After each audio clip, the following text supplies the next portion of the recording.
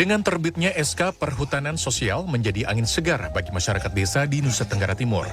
Dan uniknya, SK Perhutanan Sosial kali ini diberikan kepada kaum perempuan. Kemudian, masing-masing penerima manfaat akan mendapatkan perhutanan sosial seluas 2 hektar.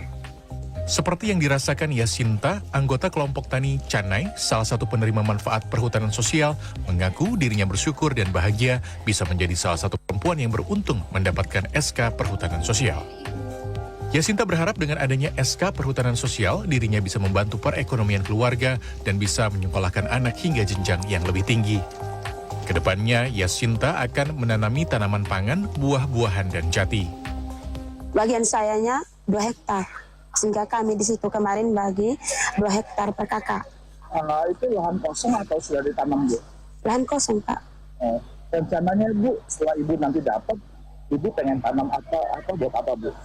Kemarin itu, Pak, kami sudah merencanakan semua anggotanya satu kelompok itu, sehingga kami itu ada berapa macam kami mau tanam nanti. Ada yang kayu, ada yang buah-buahan, ada sayuran, ada juga tanaman perdagangan.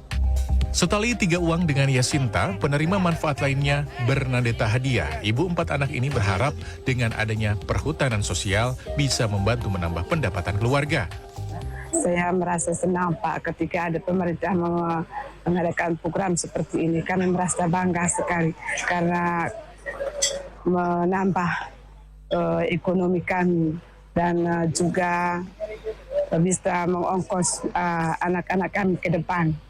Rencananya, Bu, mau tanamin apa sih, Bu? Kami mau tanam buah-buahan, Pak.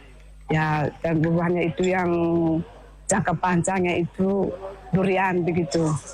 Durian dengan sama kelapa begitu. Sementara itu, Monika Tanuhandaru, Ketua Yayasan Bambu Lingkungan Lestari Lembaga Pendampingan Kelompok Tani Hutan KTH di wilayah NTT mengaku sangat senang dan berterima kasih dengan diterbitkannya SK Perhutanan Sosial. Monika juga berharap agar program ini bisa dilanjutkan untuk area yang lebih luas di seluruh Indonesia. Nah, saya berterima kasih.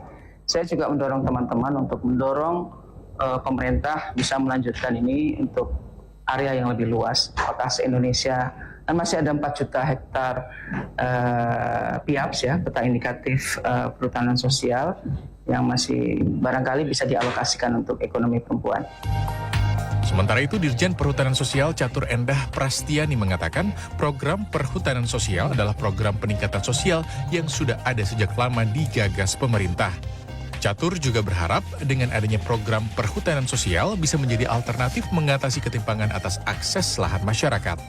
Untuk mengatasi ketimpangan ekonomi, ternyata kemiskinan itu karena ada 3 ketimpangan yang berhubungan dengan kehutanan. Antara lain adalah ketimpangan akan akses lahan. Jadi masyarakat ini banyak yang tinggal di dalam dan sekitar kawasan hutan, tapi mereka tergantung hidupnya di dalam kawasan, sehingga ini perlu satu legalitas. Karena kalau di zaman dulu kan semua misalnya dilarang-dilarang. Kedua, yang menyebabkan kemiskinan itu adalah ketimpangan akan kapasitasnya. Kapasitas masyarakat sekitar kawasan hutan, kan kita tahu di kawasan hutan daerah remote. Nah, ini perlunya satu pendampingan. Yang ketiga, ini ada ketimpangan akan akses pasar ataupun modal. Wakil Menteri Pemberdayaan Perempuan dan Perlindungan Anak Veronica Tan juga berharap perhutanan sosial ini bisa menjadi inovasi dan mengatasi kemiskinan. Tapi ketika kita melakukan sebuah piloting, tujuan kita adalah bagaimana menjadikan uang akses yang tertarget kepada perempuan itu sebagai pelaku. Jadi target kita di dalam pemberdayaannya, kita pengen untuk menghindari, mencegah terjadinya kekerasan dalam rumah tangga atau kekerasan dalam, itu adalah sumber utamanya adalah kemiskinan. Dan untuk memberantas kemiskinan itu adalah kita harus membangun ekonominya. Nah, ekonominya dari mana? Kita mulailah dari akses lahan sebenarnya. Saat ini, pemerintah telah mengalokasikan 12,7 juta hektar hutan untuk dikelola kelompok masyarakat dan warga adat melalui skema perhutanan sosial.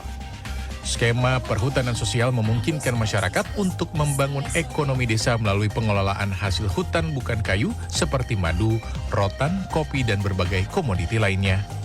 Jimmy Chandra, Labuan Bajo, Nusa Tenggara Timur.